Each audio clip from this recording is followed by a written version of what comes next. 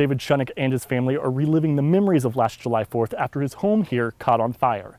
Experts say that someone was setting off fireworks in a nearby area when that fire spread to the property next door, owned by Security National Financial Corporation.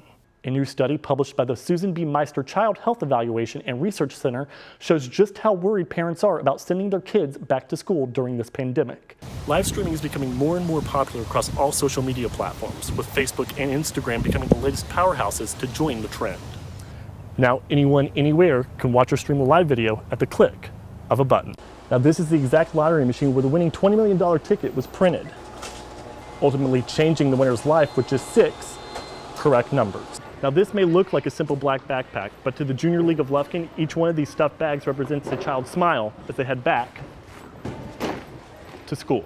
Ultracyclist Michael Conti says that he's no stranger to aggressive behavior on the open road, but a recent viral photo taken by him capturing a potentially dangerous situation is now sparking a national controversy. Some movies are having a hard time filming due to the coronavirus spreading overseas, and we're now learning that Tom Cruise's next Mission Impossible movie has hit a snag. Thousands of people turned out to the Angelina County Airport today, especially trained aerobatic pilots took to the skies for a good cause. Will Ferrell, Rachel McAdams, and Dan Stevens live out their pop star dreams in a global music competition.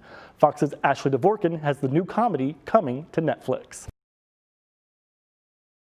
Biking for Black Lives Matter. Hundreds of women taking to the busy streets of downtown Columbus today for a different kind of protest. Black Lives Matter! It's a long ride to make a change. Black lives really do matter.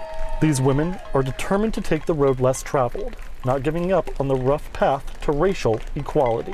We're being mindful of our health, and because we have to be physically fit as well as mentally fit in order to continue in this fight. 3, 2, 1, rolling! Organizers wanted to support the Black Lives Matter movement while focusing on health and wellness.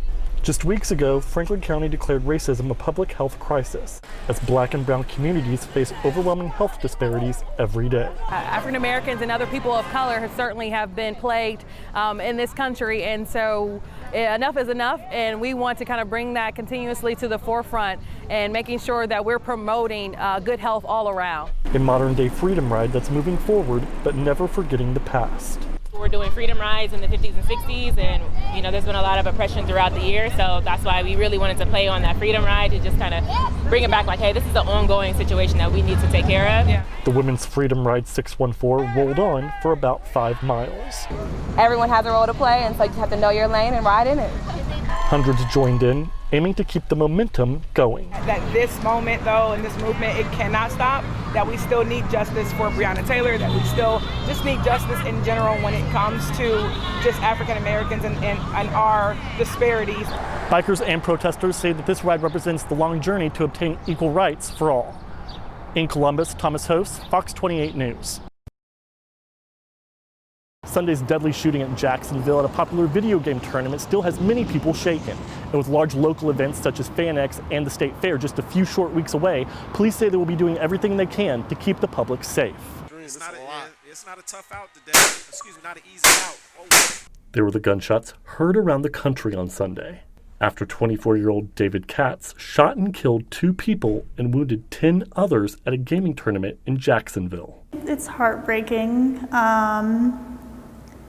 It breaks my heart to see someone who would just go and do a shooting like that. This is just the most recent in a string of mass shootings within the last year. With large events like FanX coming to Salt Lake City, some want to know what's being done to ensure their safety. If an incident does go down that goes beyond the resources that we have there, we can send in additional officers both on and off duty to assist with any type of traumatic situation that may go down in an event like that. Erin Poole is a cosplayer who's been attending FanX for 3 years. She says she's always felt safe at this event. They have your wristbands, they do bag checks, they have a very strict weapons code. It can't be metal. If it's metal, it has to be secure to where it cannot be removed. With the growing popularity of FanX from year to year, police say guest safety is their top priority. We always plan ahead and we plan for the worst. We hope for the best, but we plan for the worst. Poole says an active threat can happen anywhere, anytime. but that won't stop her from doing the things that she loves. I think it should always be a concern just because things happen. You never know what someone else is going to do, but I don't think it should keep you from living your life. Fairings will take place right here at the Salt House between September 6th through September 8th. For more information on security, you can also go to our website, goodforutah.com. Reporting in Salt Lake City, Thomas Hoce, News 4, Utah. The younger generation is getting involved in the movement for change. This morning, a group of teens is coming together in front of Columbus City Hall here for a major protest with the hopes of having their voices heard. Teens spreading this message. We have to be in control of our future and what goes on during our lifetimes. And raising their voices. Giving young people the platform to speak out against racism, speak out against the oppressions that's going on right now. The youth march drawing in dozens of people.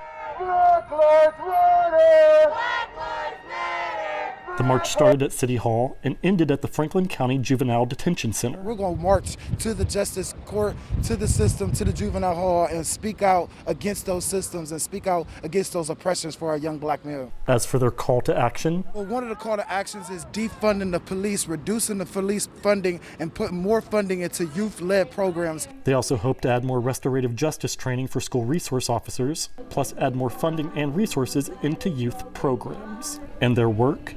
Only just the beginning. Just because it's not trending on social media as much as it is, it doesn't mean it's not less of an issue, and we still have to keep fighting for our justice. The peaceful protest going down without a hitch today, with no injuries or arrests reported. As for the young voices out here today, they say that they're just happy that they got their message across. Live in Columbus, Thomas Hoce, Fox 28 News.